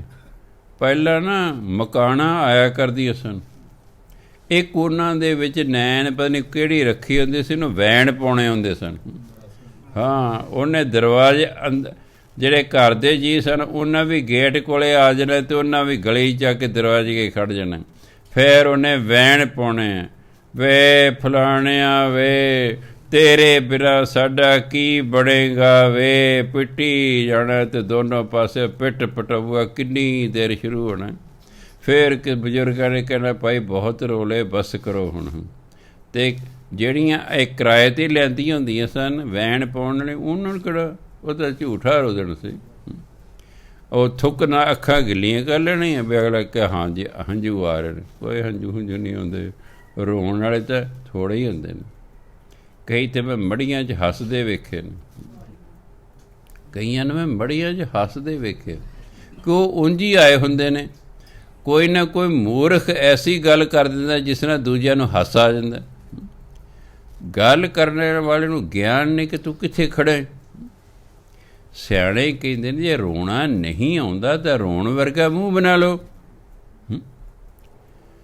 ਹੁਣ ਮੈਨੂੰ ਰੋਣਾ ਨਹੀਂ ਹੁੰਦਾ, ਕੋਈ ਮਰ ਜੇ, ਪਿਤਾ ਜੀ ਮੇਰੇ ਮਰ ਗਏ, ਮੈਂ ਉਸਰੇ ਬੈਠਾ, ਬਾਕੀ ਰੋ ਰਹੇ ਨੇ। ਮਾਂ ਮੇਰੇ ਸਾਹਮਣੇ ਮਰ ਗਈ, ਮੈਨੂੰ ਤਾਂ ਕੋਈ ਰੋਣਾ ਨਹੀਂ ਆਇਆ। ਵੱਡਾ ਭਰਾ ਮਰ ਗਿਆ ਤਾਂ ਨਹੀਂ ਮੈਨੂੰ ਕੋਈ ਰੋਣਾ ਆਇਆ। ਦੂਜਾ ਭਰਾ ਮਰ ਗਿਆ ਤਾਂ ਨਹੀਂ ਰੋਣਾ ਆਇਆ। ਤੀਜਾ ਮਰ ਗਿਆ ਤਾਂ ਨਹੀਂ ਰੋਣਾ ਆਇਆ। ਘਰ ਵਾਲੀ ਮਰ ਗਈ ਤਾਂ ਨਹੀਂ ਰੋਣਾ ਆਇਆ।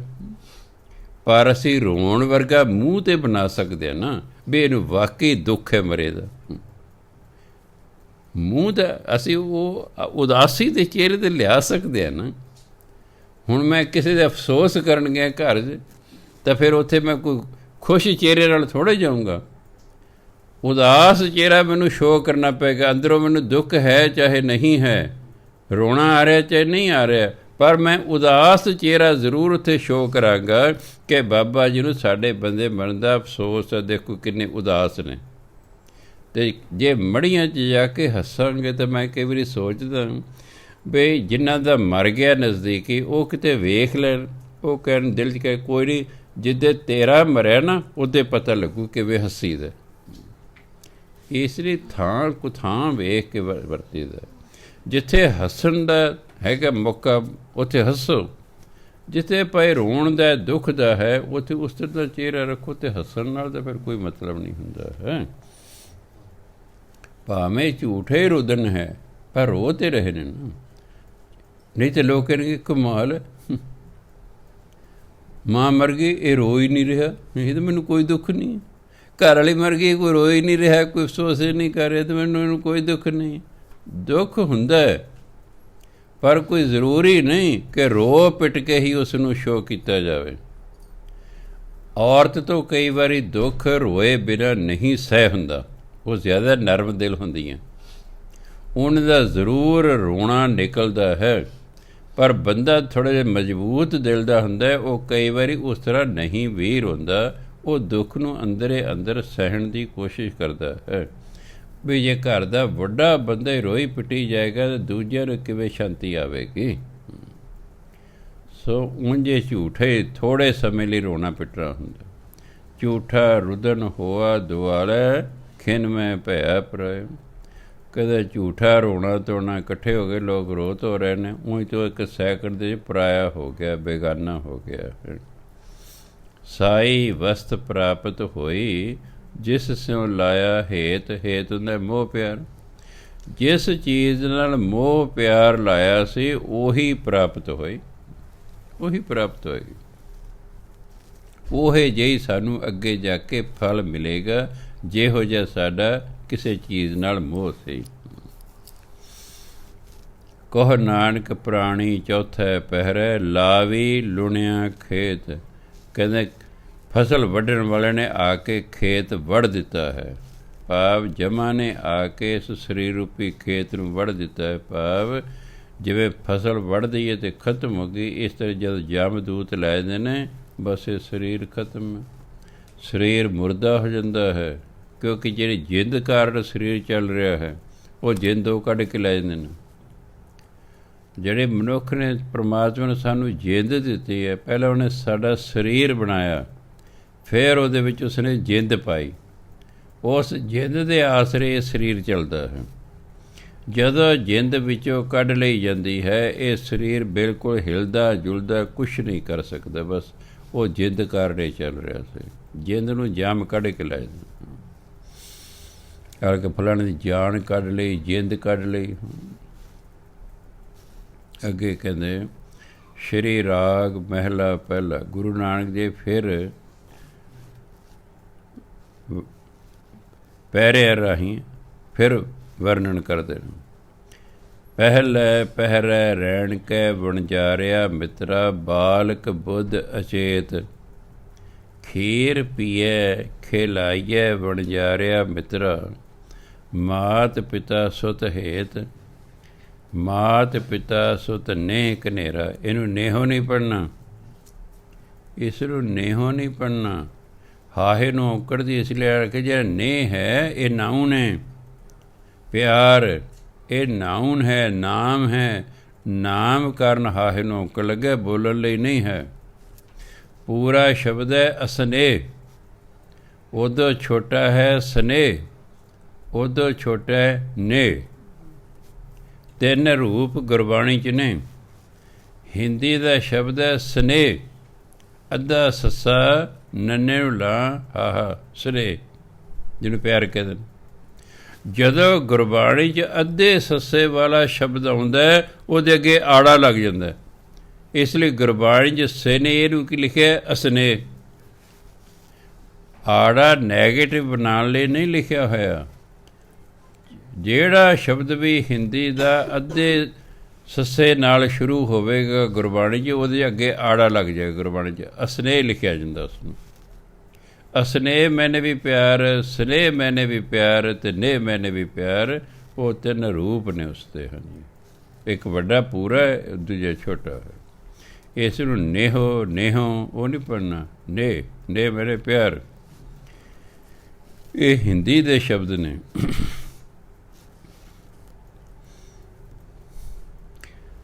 ਮਾਤ ਪਿਤਾ ਸੁਤ ਹੇਤ। ਮਾਤ ਪਿਤਾ ਸੁਤ ਨੇਹ ਕਨੇਰਾ, ਮਾਇਆ ਮੋਹ ਸਵਾਈ। ਸੰਜੋਗੀ ਆਇਆ ਕਿਰਤ ਕਮਾਇਆ, ਕਰਨੀ ਕਾਰ ਕਰਾਈ। ਰਾਮ ਨਾਮ ਬਿਨ ਮੁਕਤ ਨ ਹੋਈ, ਬੂਢੀ ਦੂਜੈ ਹੇਤ। ਕਹ ਨਾਨਕ ਪ੍ਰਾਣੀ ਪਹਿਲੇ ਪਹਿਰੈ, ਛੂਟੇਂਗਾ ਹਰ ਚੇਤ। ਪ੍ਰਾਣੀ ਨਾਲ ਗੱਲਾਂ ਹੋ ਰਹੀਆਂ ਨਾ, ਇਸ ਲਈ ਛੂਟੇਂਗਾ। ਜਦੋਂ ਅਸੀਂ ਕਿਸੇ ਨਾਲ ਗੱਲ ਕਰ ਰਹੀ ਹੈ ਉਦੋਂ ਫਿਰ ਨੱਕ ਰਹੀ ਬੁਰਜਵੇਂ ਤੂੰ ਜਾਂਦਾ ਹੈ, ਕਿ ਉਹਦੇ ਨਾਲ ਗੱਲ ਕੀਤੀ ਜਾ ਰਹੀ ਹੈ। ਤੂੰ ਜਾਂਦਾ ਹੈ, ਉਹ ਜਾਂਦਾ ਹੈ। ਹੁਣ ਉਹ ਨਾਲ ਗੱਲ ਨਹੀਂ ਕੀਤੀ ਜਾ ਰਹੀ, ਇਸ ਲਈ ਹਾਲਾਂਕਿ ਤੂੰ ਵੀ ਇੱਕ ਵਚਨ ਹੈ ਅਤੇ ਉਹ ਵੀ ਇੱਕ ਵਚਨ ਹੈ। ਜਦੋਂ ਸਾਹਮਣੇ ਕਿਸੇ ਨਾਲ ਗੱਲ ਕਰ ਰਹੇ ਹੋਈਏ ਉਦੋਂ ਕਿਰਿਆ ਨੱਕ ਰਾਹੀਂ ਬੋਲੀ ਜਾਂਦੀ ਹੈ। ਤਾਂ ਇੱਥੇ ਉਹਨੂੰ ਕਿਹਾ ਛੂਟੇਂਗਾ, ਵੀ ਤੇਰਾ ਛੁਟਕਾਰਾ ਹੋ ਜਾਏਗਾ। ਹਰ ਚੇਤ ਹਰੀ ਨੂੰ ਯਾਦ ਕਰ। ਹੁਣ ਪਹਿਲੀ ਅਵਸਥਾ ਗੁਰੂ ਮਹਾਰਾਜ ਕਹਿੰਦੇ ਪਹਿਲੇ ਪੈਰੈ ਰਹਿਣ ਕੈ ਵਣਜਾਰਿਆ ਮਿੱਤਰ। ਜੀਵਨ ਦੇ ਪਹਿਲੇ ਪੈਰ, ਪਹਿਲੇ ਹਿੱਸੇ ਦੇ ਵਿੱਚ ਕੀ ਹੈ? ਬਾਲਕ ਬੁੱਧ ਅਚੇਤ। ਜਿਹੜਾ ਬੱਚਾ ਹੈ ਉਹਦੀ ਅਚੇਤ ਮਤ ਹੁੰਦੀ ਹੈ, ਉਹ ਸੁਚੇਤ ਮਤ ਨਹੀਂ ਹੁੰਦੀ। ਉਹਦੀ ਮਤ ਅਜੇ ਪੂਰੀ ਡਿਵੈਲਪ ਨਹੀਂ ਹੋਈ ਹੁੰਦੀ, ਇਸ ਲਈ ਉਹਦੀ ਮਤ ਪੂਰੀ ਕੰਮ ਨਹੀਂ ਕਰਦੀ। ਬੱਚੇ ਵਾਲੀ ਮਤ, ਕਈ ਵਾਰੀ ਬੱਚੇ ਦੀ ਮਤ ਅਤੇ ਬੁੱਢੇ ਦੀ ਮਤ ਇਕਸਾਰ ਹੋ ਜਾਂਦੀ ਹੈ। ਜਦੋਂ ਦੋਨਾਂ ਦੀ ਇਕਸਾਰ ਮਤ ਹੁੰਦੀ ਹੈ, ਨਾ ਬੱਚੇ ਦੀ ਮਤ ਕੰਮ ਕਰੇ ਨਾ ਬੁੱਢੇ ਦੀ ਕਰੇ, ਫਿਰ ਬੱਚੇ ਅਤੇ ਬੁੱਢੇ ਦਾ ਆਪਸੀ ਪਿਆਰ ਹੁੰਦਾ। ਪੋਤੇ ਅਤੇ ਦਾਦੇ ਦਾ ਇਸੇ ਲਈ ਹੈ ਬਈ ਪੋਤਾ ਵੀ ਉਹੋ ਜਿਹੀ ਗੱਲਾਂ ਕਰਦਾ, ਮਗਰ ਦਾਦਾ ਵੀ ਉਹੋ ਜਿਹੀ ਗੱਲਾਂ ਕਰਦਾ, ਇਸੇ ਚੱਲ ਰਿਹਾ ਨਿਭ ਜਾਂਦੇ। ਪਿਓ ਅਤੇ ਬਾਪ ਕੋਲੇ ਤਾਂ ਪੁੱਤਰ ਵਾਂਗੂ ਛੋਟੀਆਂ ਛੋਟੀਆਂ ਗੱਲਾਂ ਕਰਨ ਨੂੰ ਟਾਈਮ ਨਹੀਂ ਹੈ। ਦਾਦਾ ਵਿਹਲਾ ਹੈ, ਦਾਦੇ ਦਾ ਜੀਅ ਕਰਦਾ ਮੇਰੇ ਨਾਲ ਕੋਈ ਗੱਲਾਂ ਕਰੇ, ਅਤੇ ਜਿਹੜਾ ਬੱਚਾ ਹੈ ਉਹਦਾ ਵੀ ਜੀਅ ਕਰਦਾ ਮੇਰੇ ਨਾਲ ਗੱਲਾਂ ਕਰੇ। ਇਕੱਲੇ ਬੱਚੇ ਦਾ ਜੀਅ ਨਹੀਂ ਲੱਗਦਾ ਅਤੇ ਇਕੱਲੇ ਬੁੱਢੇ ਦਾ ਵੀ ਜੀਅ ਨਹੀਂ ਲੱਗਦਾ। ਬੱਚਾ ਕਹਿੰਦਾ ਮੇਰੇ ਨਾਲ ਗੱਲਾਂ ਕਰਨ ਵਾਲਾ ਹੋਵੇ, ਬੁੱਢਾ ਵੀ ਕਹਿੰਦਾ ਮੇਰੇ ਨਾਲ ਗੱਲਾਂ ਕਰਨ ਵਾਲਾ ਹੋਵੇ। ਜਿਹੜਾ ਨੌਜਵਾਨ ਤਬਕਾ ਹੈ ਉਹ ਕੰਮ ਧੰਦੇ 'ਤੇ ਗਿਆ ਤਾਂ ਉਹਨਾਂ ਕੋਲ ਟਾਈਮ ਨਹੀਂ ਹੁੰਦਾ ਗੱਲਾਂ ਕਰਨ ਨੂੰ। ਇਸ ਲਈ ਬੱਚੇ ਦੀ ਅਤੇ ਬੁੱਢੇ ਦੀ, ਪੋਤੇ ਦੀ ਅਤੇ ਦਾਦੇ ਦੀ ਆਪਸ 'ਚ ਬਣਦੀ ਹੈ, ਆਪ ਬਣ ਜਾਂਦੀ, ਕਿਉਂਕਿ ਦੋਨੋਂ ਨੂੰ ਇੱਕ ਦੂਜੇ ਦੀ ਲੋੜ ਹੈ। ਬਣਦੀ ਉਦੋਂ ਹੀ ਹੈ ਜਦੋਂ ਸਾਨੂੰ ਇੱਕ ਦੂਜੇ ਦੀ ਲੋੜ ਹੋਵੇ। ਦੋਸਤ ਨੇ ਇੱਕ ਦੂਜੇ ਦੀ ਲੋੜ ਹੈ, ਦੋਸਤੀ ਹੈ। ਇੱਕ ਨੂੰ ਲੋੜ ਹੀ ਨਹੀਂ ਹੈ, ਉਹਦੇ ਨਾਲ ਵਰਤੇਗੀ, ਨਾ ਉਹਨੂੰ ਬੁਲਾਵੇਗਾ, ਨਾ ਉਹਦੇ ਘਰ ਜਾਵੇਗਾ, ਉਹਨੂੰ ਲੋੜ ਹੀ ਨਹੀਂ। ਕਿਉਂਕਿ ਸਵਾਰਥ, ਇੱਕ ਦਾ ਸਵਾਰਥ ਹੈ, ਇੱਕ ਦਾ ਨਹੀਂ ਹੈ। ਬੱਚੇ ਨੂੰ ਅਤੇ ਬੁੱਢੇ ਨੂੰ ਲੋੜ ਹੈ ਗੱਲਾਂ ਕਰਨ ਵਾਲਿਆਂ ਦੀ, ਇਸ ਲਈ ਉਹਨਾਂ ਦੀ ਆਪਸ ਬਣਦੀ ਹੈ, ਕਿਉਂਕਿ ਦੋਨਾਂ ਦੀ ਇੱਕੋ ਜਿਹੀ ਮਤ ਹੋ ਜਾਂਦੀ ਹੈ। ਸੋ ਬੱਚੇ ਦੀ ਮਤ ਅਚੇਤ ਹੈ, ਬੱਚਾ ਸਿਆਣਾ ਨਹੀਂ ਹੁੰਦਾ। ਬਾਲਕ ਬੁੱਧ ਅਚੇਤ। ਖੀਰ ਦੁੱਧ ਨੂੰ ਕਹਿੰਦੇ ਨੇ। ਜੇ ਖੀਰ ਦੂਜੀ ਤੇ ਫਿਰ ਰਾਰੇ ਨੂੰ ਔਂਕੜ ਨਹੀਂ ਸੀ ਹੋਣਾ। ਜੇ ਰਾਰੇ ਨੂੰ ਔਂਕੜ ਨਾ ਆਵੇ ਤਾਂ ਫਿਰ ਆਪਾਂ ਦੁੱਧ ਦੀ ਜਿਹੜੀ ਖੀਰ ਬਣਨੇ ਉਹ ਹੁੰਦੀ ਹੈ। ਰਾਰੇ ਨੂੰ ਔਂਕੜ ਲੱਗ ਗਿਆ, ਇੱਥੇ ਖੀਰ ਦਾ ਮਤਲਬ ਦੁੱਧ, ਕਿਉਂਕਿ ਪੁਲਿੰਗ ਹੋ ਗਿਆ। ਖੀਰ ਇਸਤਰੀ ਲਿੰਗ ਹੈ, ਖੀਰ ਇਸਤਰੀ ਲਿੰਗ ਹੈ, ਦੁੱਧ ਪੁਲਿੰਗ ਹੈ। ਹੁਣ ਖੀਰ ਜਿਹੜਾ ਰਾਰੇ ਨੂੰ ਔਂਕੜ ਲੱਗੇ ਕਰਨੇ ਪੁਲਿੰਗ ਹੈ, ਇਸ ਲਈ ਇਹਦਾ ਮਤਲਬ ਖੀਰ ਨਹੀਂ ਹੋ ਸਕਦਾ। ਇਹਦਾ ਅਰਥ ਹੈ ਦੁੱਧ। ਖੀਰ ਪੀਏ, ਮਾਂ ਦਾ ਦੁੱਧ ਪੀਂਦਾ, ਖਿਲਾਈਏ, ਫਿਰ ਮਾਤਾ ਪਿਤਾ ਭੈਣ ਭਰਾ ਰਿਸ਼ਤੇ ਉਹਨੂੰ ਖਿਡਾਉਂਦੇ ਨੇ। ਵਣਜਾਰਿਆ ਮਿੱਤਰ। ਮਾਤ ਪਿਤਾ ਸੁਤ ਹੇਤ। ਮਾਤਾ ਪਿਤਾ ਪੁੱਤਰ ਨਾਲ ਹੁੰਦਾ ਪਿਆਰ। ਹੇਤ ਮੈਨੇ ਪਿਆਰ, ਸੁਤ ਮੈਨੇ ਪੁੱਤਰ। ਮਾਤਾ ਪਿਤਾ ਦਾ ਪੁੱਤਰ ਨਾਲ ਪਿਆਰ ਹੁੰਦਾ। ਨਾਲ ਸ਼ਬਦ ਆਉਣ ਕਰਕੇ ਤੱਤੇ ਨੂੰ ਔਂਕੜ ਖਤਮ ਹੋ ਗਿਆ। ਹੁਣ ਤਾਂ ਸੁਤ ਇੱਕ ਵਚਨ ਤੱਤੇ ਨੂੰ ਔਂਕੜ ਚਾਹੀਦਾ ਸੀ, ਪਰ ਹੁਣ ਇਹਦਾ ਅਰਥ ਹੈ ਪੁੱਤਰ ਨਾਲ। ਜਦੋਂ ਇਸ ਤਰ੍ਹਾਂ ਅਰਥ ਹੋਵੇ ਫਿਰ ਮਗਰਲਾ ਔਂਕੜ ਖਤਮ ਹੋ ਜਾਂਦਾ ਹੈ। ਮਾਤ ਪਿਤਾ ਸੁਤ ਹੇਤ। ਮਾਤਾ ਪਿਤਾ ਦਾ ਪੁੱਤਰ ਨਾਲ ਪਿਆਰ ਹੁੰਦਾ। ਮਾਤ ਪਿਤਾ ਸੁਤ ਨੇ ਕਨੇਰਾ। ਮਾਤਾ ਪਿਤਾ ਦਾ ਪੁੱਤਰ ਨਾਲ ਬਹੁਤ ਪਿਆਰ ਹੁੰਦਾ ਹੈ। ਮਾਇਆ ਮੋਹ ਸਬਾਈ। ਅਤੇ ਮਾਇਆ ਨਾਲ ਸਾਰਾ ਮਾਇਆ ਨਾਲ ਮੋਹ ਹੁੰਦਾ ਹੈ। ਮਾਇਆ ਨਾਲ ਮੋਹ ਹੁੰਦਾ ਅਤੇ ਪੁੱਤਰ ਨਾਲ ਮੋਹ ਹੁੰਦਾ। ਆਪਾਂ ਜਿਹੜਾ ਕਮਾਉਂਦੇ ਹਾਂ ਬੱਚਿਆਂ ਲਈ ਕਮਾਉਂਦੇ ਹਾਂ ਨਾ। ਜਿਹੜਾ ਬੰਦਾ ਦਿਨ ਰਾਤ ਲੱਗਾ ਰਹਿੰਦਾ ਕਮਾਈ ਕਰਨ 'ਤੇ, ਆਪਣੇ ਬੱਚਿਆਂ ਕਰਨ ਲੱਗਾ ਰਹਿੰਦਾ ਹੈ। ਜੇ ਤੇ ਥੋੜ੍ਹਾ ਬਹੁਤਾ ਗਿਆਨ ਹੋਵੇ ਕਿ ਹਰ ਇੱਕ ਬੰਦਾ ਆਪਣੀ ਕਿਸਮਤ ਲੈ ਕੇ ਆਇਆ ਹੈ। ਤੁਸੀਂ ਕਿਸੇ ਦੀ ਕਿਸਮਤ ਬਣਾ ਨਹੀਂ ਸਕਦੇ। ਉਹਦੀ ਕਿਸਮਤ ਹੀ ਤੁਹਾਡੇ ਤੋਂ ਉਹਦੀ ਸਹਾਇਤਾ ਕਰਾ ਰਹੀ ਹੈ। ਅਗਰ ਉਹਦੀ ਕਿਸਮਤ 'ਚ ਉਹਦੀ ਕਿਸਮਤ ਚੰਗੀ ਲਿਖੀ ਹੋਈ ਹੈ, ਉਹ ਜਿਹੜੀ ਕਿਸਮਤ ਉਹੀ ਤੁਹਾਡੇ ਤੋਂ ਸਹਾਇਤਾ ਕਰਾ ਰਹੀ ਹੈ। ਜੇ ਉਹਦੀ ਮਾੜੀ ਕਿਸਮਤ ਲਿਖੇ ਤੂੰ ਜਿੰਨਾ ਮਰਜ਼ੀ ਜ਼ੋਰ ਲਾਈ ਜਾ, ਮੰਨਣਾ ਹੀ ਨਹੀਂ ਤੁਹਾਡਾ। ਹੁਣ ਤੁਹਾਡਾ ਮੰਨਣਾ ਹੀ ਨਹੀਂ। ਤੁਹਾਡੇ ਕੋਲ ਬਹੁਤ ਜ਼ਮੀਨ ਹੈ, ਕੋਠੀ ਹੈ, ਕਾਰ ਹੈ, ਮੋਟਰਸਾਈਕਲ ਨੇ, ਹੈ ਉਹਦੀ ਕਿਸਮਤ 'ਚ ਬਾਹਰ ਜਾਣਾ ਲਿਖਿਆ ਹੋਇਆ ਹੈ, ਉਹ ਤੁਹਾਡੀ ਮੰਨੀ ਗਈ ਨਹੀਂ। ਤੁਸੀਂ ਕਹੀ ਜੋ ਕਾਕਾ ਇੱਥੇ ਦੱਸ ਕਿਸ ਚੀਜ਼ ਦੀ ਕਮੀ ਹੈ, ਤੂੰ ਪੈਸਾ ਕਮਾਉਣੀ ਜਾਣ, ਇੱਥੇ ਥੋੜ੍ਹਾ। ਇੱਕ ਬੰਦਾ 50 ਕਿੱਲੇ ਜ਼ਮੀਨ, ਕਹਿੰਦੇ ਬਾਬਾ ਜੀ ਨੂੰ 25 ਲੱਖ ਰੁਪਏ ਸਾਲ ਦਾ ਠੇਕਾ ਮਿਲਦਾ। 2 ਕਰੋੜ ਦੀ ਮੈਂ ਦੇਖੋ ਦੀ ਘੱਟ ਤੋਂ ਘੱਟ ਕੋਠੀ ਸੀ, 17-18 ਲੱਖ ਦੀ ਕਾਰ ਖੜੀ ਸੀ, ਉਹ 1.5 ਲੱਖ ਵਾਲਾ ਜਿਹੜਾ ਮੋਟਰਸਾਈਕਲ ਖੜਾ ਸੀ। ਉਹ ਕਹਿੰਦਾ ਮੈਂ ਆਪਣੇ ਮੁੰਡੇ ਨੂੰ ਬੜਾ ਕਿਹਾ ਵੀ ਦੱਸ ਕਾਕਾ ਤੈਨੂੰ ਇੱਥੇ ਕਿਸ ਚੀਜ਼ ਦੀ ਕਮੀ ਹੈ, ਤੂੰ ਕਿਉਂ ਬਾਹਰ ਜਾਂਦਾ, ਇੱਥੇ ਤੂੰ ਮਾਲਕ ਹੈ, ਉੱਥੇ ਕਿਤੇ ਅੱਗੇ ਨੌਕਰ। ਨਹੀਂ ਮੰਨਿਆ ਜੀ, ਕਦੇ ਚਲੇ ਗਏ। ਅਸੀਂ ਆਪਣੀ ਧੀ ਨੂੰ ਕਿਹਾ ਚੱਲ ਤੇਰਾ ਇੱਥੇ ਨੇੜੇ ਵਿਆਹ ਕਰ ਦੇ, ਤੂੰ ਤਾਂ ਇੰਡੀਆ ਰਹਿ ਜਾ, ਨਾ ਉਹ ਵੀ ਕਦੇ ਚਲੀ ਗਈ। ਹੁਣ ਅਸੀਂ ਦੋਨੋਂ ਬੁੜੇ ਮਗਰ ਰਹਿ ਗਏ। ਕਿਆ ਹੈ, ਮਾਂ ਪਿਓ ਨੇ ਇੰਨੀ ਜਾਇਦਾਦ ਬਣਾਈ, ਡਬਲ ਸਟੋਰੀਆਂ ਬਿਲਡਿੰਗਾਂ ਬਣਾਈਆਂ, ਕਿਹਦੇ ਲਈ? ਬੱਚਿਆਂ ਲਈ। ਅਤੇ ਬੱਚੇ ਛੱਡ ਕੇ ਚਲੇ ਗਏ, ਬੱਚੇ ਛੱਡ ਕੇ ਚਲੇ ਗਏ। ਇਸ ਲਈ ਸਿਆਣੇ ਕਹਿੰਦੇ ਨੇ ਜੇ ਤਾਂ ਤੁਹਾਡਾ ਬੱਚਾ ਸਿਆਣਾ ਹੈ ਆਪੇ ਕਮਾ ਕੇ ਖਾ ਲੇਗਾ, ਅਤੇ ਜੋ ਬੇਵਕੂਫ ਹੈ ਤਾਂ ਤੁਹਾਡੀ ਕਮਾਈ ਨੂੰ ਉਜਾੜ ਕੇ ਚਲੇ ਜਾਵੇਗਾ। ਇਸ ਲਈ ਬੱਚਿਆਂ ਲਈ ਬਹੁਤਾ ਇਕੱਠੇ ਕਰਨ ਦੀ ਲੋੜ ਨਹੀਂ ਹੈਗੀ। ਹਰ ਬੱਚਾ ਆਪਣੀ ਕਿਸਮਤ ਲਿਖਾ ਕੇ ਲਿਆਇਆ ਹੈ, ਉਹਦੀ ਕਿਸਮਤ ਨੇ ਹੀ ਉਸ ਨੂੰ ਉਸ ਤਰੀਕੇ ਦਾ ਬਣਾਉਣਾ ਜਿਹੋ ਜਿਹੀ ਉਹਦੀ ਕਿਸਮਤ ਲਿਖੀ ਹੋਈ ਹੈ। ਤੁਸੀਂ ਕੁਛ ਤੁਹਾਡਾ ਕੋਈ ਚਾਰਾ ਚੂਰਾ ਨਹੀਂ ਚੱਲਣਾ ਹੈ। ਮੇਰੀ ਕਿਸਮਤ ਟੀਚਰ ਲੱਗਣਾ ਲਿਖਿਆ ਸੀ, ਮੇਰਾ ਭਰਾ ਮੈਨੂੰ ਓਵਰਸੀਅਰ ਦਾਖਲ ਕਰਾਇਆ। ਸਾਨੂੰ ਨੀਲੋ ਖੇੜੀ ਉਹਦੇ ਲੱਗੇ ਕਰਦੇ, ਪੋਲੀਟੈਕਨਿਕ ਕਾਲਜ ਸੀ ਉੱਥੇ। ਮੇਰਾ ਮੈਨੂੰ ਦੱਸਿਆ ਨਹੀਂ ਹੈ, ਮੇਰਾ 10ਵੀਂ ਦਾ ਸਰਟੀਫਿਕੇਟ ਲੈ ਕੇ ਬ੍ਰਦਰ ਉੱਥੇ ਚਲੇ ਗਏ। ਉਹਨਾਂ ਮੇਰੇ ਨੰਬਰ ਵੇਖ ਕੇ ਪ੍ਰਿੰਸੀਪਲ ਕਹਿੰਦਾ ਹਾਂਜੀ ਤੁਹਾਡੇ ਭਰਾ ਨੂੰ ਅਸੀਂ ਦਾਖਲ ਕਰ ਲੈਂਦੇ ਹਾਂ।